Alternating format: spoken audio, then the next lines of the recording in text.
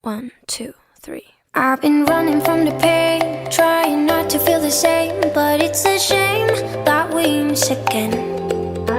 See, my confidence is shaking and my heart is feeling vacant, so you try to fill it in. Fix the broken in your heart. Assalamualaikum warahmatullahi wabarakatuh. Perkenalkan, nama saya Prila Delima dari Kampus IKIP Siliwangi. Saat ini saya akan melaksanakan kegiatan KKN siklus 2 di SMK Pasundan 1 Cimahi. Sasarannya adalah kepada 2 guru. Yang pertama, Pak Ridwan sebagai guru bahasa Inggris dan yang kedua, Bu Wulan sebagai guru matematika. Terima kasih. Nama saya Prila Delima dari Kampus IKIP Siliwangi. Boleh perkenalan dulu nama Ibu siapa? Boleh. Perkenalkan, nama Ibu Wulan Pratiwi MPD. Di sini mengajar matematika kelas 11 dan 12. Ya. Jabatan Ibu di sini sebagai wakakurikulum. Wakakurikulum. Baik. Untuk selanjutnya saya akan mengajukan beberapa pertanyaan. Untuk yang pertama, apa pendapat Ibu mengenai pembelajaran jarak jauh?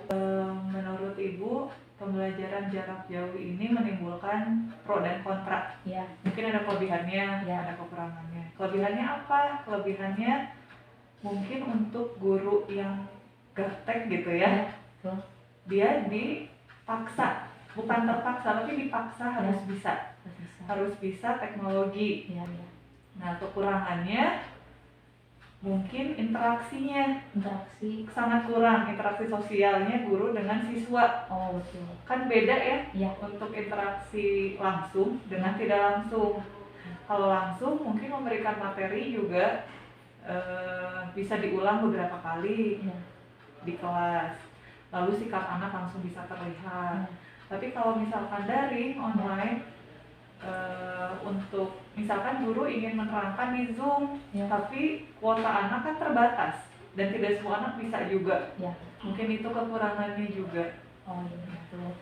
Untuk pertanyaan selanjutnya, bagaimana dampak dari pandemi COVID-19 ini terhadap pembelajaran di sekolah? Ya. Untuk dampak pandemi ke sekolah itu sangat-sangat berdampak. Ya. Karena langsung ya. Langsung besok itu kita langsung daring gitu. Kesininya ternyata ada materi kurikulum darurat COVID. Oh, iya. Jadi tidak semua materi harus diberikan. Ya. Hanya materi-materi mungkin yang bisa diberikan hanya untuk online, yang mudahnya. Ya. Kayak misalkan untuk kelas 11 ada matrik, baris deret, trigono. Jadi pada saat daring ya itu yang mudah-mudahnya yang mungkin cukup bisa dipahami. Pada saat luringnya tatap muka, pengambilan modul dan juga pemberian materi yang belum tersampaikan. Iya, baik. Untuk pertanyaan selanjutnya, strategi pembelajaran seperti apa yang cocok dan efektif untuk pembelajaran jarak jauh di sekolah? Strategi pembelajarannya mungkin yang cocok, sebaiknya guru juga membuat modul yang mungkin seminggu sekali diambil dan nanti mungkin minggu depannya kumpulkan lagi ke sekolah. Jadi yang nggak punya handphone atau yang kuotanya juga terbatas, tidak usah menunggu materi ada di Google Classroom atau dari menunggu Zoom, supaya sama-sama bisa mengumpulkan tugas. Untuk pertanyaan selanjutnya, aplikasi apa saja yang digunakan untuk melaksanakan pembelajaran jarak jauh selain yang tadi Ibu sebutkan? Ya, selain itu tadi mungkin WA, kebanyakan WA, WhatsApp ya, dari WhatsApp, dan hampir memang kebanyakan WhatsApp. Terus email juga, dan sekolah Pasundan itu punya aplikasi sendiri namanya e-learning Pasundan. Oh. Jadi di situ anak-anak sudah mengabsen langsung, dia dengan foto, upload ke situ berarti dia absen. Lalu guru juga memberikan modul mirip classroom, tapi kita di situ ada poin-poinnya per KD. Jadi dari RPP misalkan 3.1 kita masukkan ke situ. Jadi anak tahu kita kan belajar apa sekarang, tujuannya kemana, lalu materinya gitu.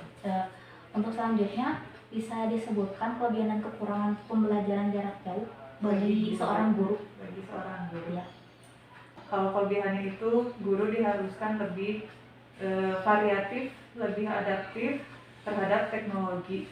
Kalau kekurangannya itu guru lebih sulit menilai siswa dengan langsung melalui aspek sikap. Kita nggak tahu anak ini baik atau tidaknya karena kan di luar ya. Jadi proses pembelajaran itu kan jadi terbatas gitu ya. Jadi kita nggak bisa memakai project based learning, itu susah karena anak-anaknya pun untuk materinya aja nggak paham, apalagi tiba-tiba dikasih tugas yang harus mereka kerjakan tanpa mengetahui materinya apa. Selanjutnya, harapan Ibu mengenai pembelajaran jarak jauh ke depannya seperti apa?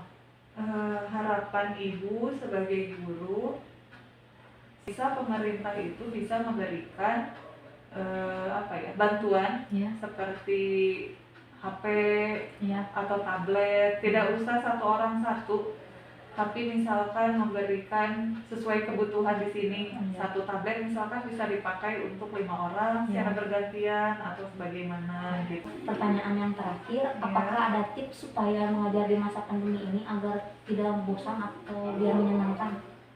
Biar tidak bosan, mungkin gurunya lebih bisa memaksimalkan fitur-fitur yang ada di software. Kayak di Zoom kan ada share screen ya. Di situ mungkin kalau gurunya udah membuat PowerPoint, bisa di-share di situ mungkin gitu kan, di share screen, daripada hanya bicara aja. Kalau matematika kan nggak bisa ya, 5 x 6 segini. Terus ada menu whiteboard di situ kan. Jadi kita kan bisa menuliskan, setidaknya anak melihat caranya, langkahnya bagaimana penyelesaian itu gitu kan. Nah terus atau juga menggunakan pembelajaran audiovisual melalui YouTube. Kebetulan Ibu bikin YouTube sendiri. Ada channel sendiri. Ada, tapi ya baru mulainya awal Januari kemarin. Yang ketiga, memberikan siswa berkesempatan berinteraksi dalam ruang online itu. Lalu yang terakhir, memberi tugas yang bervariasi agar siswa merasa tidak bosan. Baik Ibu, jadi intinya mah pembelajaran daring ini banyak kekurangannya gitu ya, karena sekolah itu belum tentu siap untuk memakai pembelajaran yang berbasis ICT kayak gitu ya. Betul. Baik, paling sekian dari wawancara hari ini. Terima kasih Bu atas waktunya, dan terima kasih juga sudah mengizinkan saya untuk mewawancarai Ibu. Saya Prila Delima dari Kampus IKIP Siliwangi. Boleh perkenalan dulu, nama Bapak siapa? Baik, nama saya Muhammad Ridwan sebagai guru bahasa Inggris di SMK Pasundan 1 Cimahi. Baik. Di sini saya akan mengajukan beberapa pertanyaan mengenai pembelajaran jarak jauh di masa pandemi ini. Yang pertama, apa pendapat Bapak mengenai pembelajaran jarak jauh? Pembelajaran jarak jauh yang saya rasakan ya, menurut saya sih susah gampang ya, karena mudahnya itu ketika memang ada akses internet oleh siswanya langsung, artinya mungkin itu tidak akan terkendala.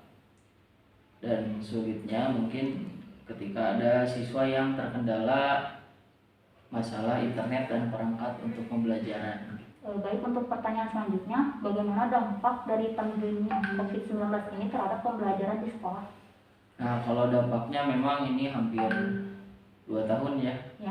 Kita daring, dan untuk kita harus mengikuti peraturan pemerintah. Kalau memang disarankan daring, ya kita daring. Dan untuk tadi kembali lagi mungkin kekurangan kelebihan ya. Kalau sekolah memang menyediakan fasilitas untuk guru-guru semua, dan siswa pun memang diberi kuota oleh pemerintah untuk proses belajar mengajar. Dan kekurangannya ya tadi, mungkin kita kadang tidak bisa mendidik anak secara langsung ya. Walaupun kita bisa melihat anak secara langsung menggunakan Zoom kan, tapi tidak semua pertemuan itu selalu menggunakan Zoom. Anak juga mungkin capek, dan guru juga pasti tidak mungkin 1 jam selama 1 hari berbicara di depan Zoom selalu gitu. Mungkin seperti itulah. Baik. Untuk selanjutnya, strategi pembelajaran seperti apa yang cocok dan efektif untuk pembelajaran jarak jauh yang diselenggarakan di sekolah? Nah, kalau di sekolah itu bisa menggunakan Google Classroom dan Zoom atau juga Google Meet. Ya. Dan untuk ujian, alhamdulillah di kita sudah menggunakan website ya, menggunakan ujian online. Dan untuk pembelajaran juga sedang didesain LMS-nya, Learning Management System-nya oleh tim IT. Tapi sejauh ini kita masih menggunakannya Google Classroom dan Google Meet atau juga Zoom. Untuk media yang lainnya kita bisa menggunakan Quizzes, terus juga mungkin tutorial yang ada di YouTube, terus juga secara audio kita bisa juga dari listening, lagu-lagu dan yang lainnya. Kalau saya bahasa Inggris seperti itu. Ya, baik. Untuk selanjutnya, apa kelebihan dan kekurangan pembelajaran jarak jauh ini bagi guru? Kekurangannya kita nggak bisa tatap muka langsung dengan siswa, artinya mungkin kita nggak bisa menebak karakter siswa aslinya itu bagaimana. Karena kan sejauh ini memang kalau untuk tingkat kedisiplinan mungkin bisa dari mulai absen, kedisiplinan absen, terus juga tugas itu ya ada juga tugas yang anak itu rajin masuk, konsisten. Tapi nah itu untuk yang tidak mengerjakannya, yang mungkin kekurangannya itu dari perangkat ataupun akses internet, itu kita sulit untuk mendidiknya gitulah. Kalau diberi buku manual kan juga memang ada buku e-book gitu atau juga buku manual dari perpustakaan, dan mungkin pemahaman siswa tidak selebih ketika guru mengajarkan di kelas. Itu untuk kekurangannya. Kalau untuk kelebihannya? Untuk kelebihannya sih kita bisa belajar kapanpun dimanapun ya. Kalau memang ada akses internet semua, saya rasa sumber belajar terus juga efisiensi waktu itu kita juga bisa manfaatkan teknologi untuk memberikan pencerahan atau pemahaman kepada anak. Oh, baik. Untuk selanjutnya, harapan Bapak mengenai pembelajaran jarak jauh ke depannya seperti apa? Pembelajaran jarak jauh selanjutnya mungkin kita harus memiliki ini sih, antar di sekolah itu harus punya learning management system yang seragam gitu, agar siswa itu sudah terbiasa dengan tampilan pembelajaran online, terus juga dan interface-nya mudah, semudah mungkin memainkan HP ya. Jadi sistemnya tidak sulit lah. Atau kalau sudah pakai LMS juga kan enak, jadi semua guru juga seragam mengajar, terus juga anak juga mungkin lebih familiar dengan LMS yang ada gitu. Oh, baik. Apakah ada tips supaya mengajar di masa pandemi ini agar lebih menyenangkan bagi anak-anak? Yang lebih menyenangkan bagi anak-anak banyak sih, yang mungkin kita lebih variasi saja dalam menggunakan media.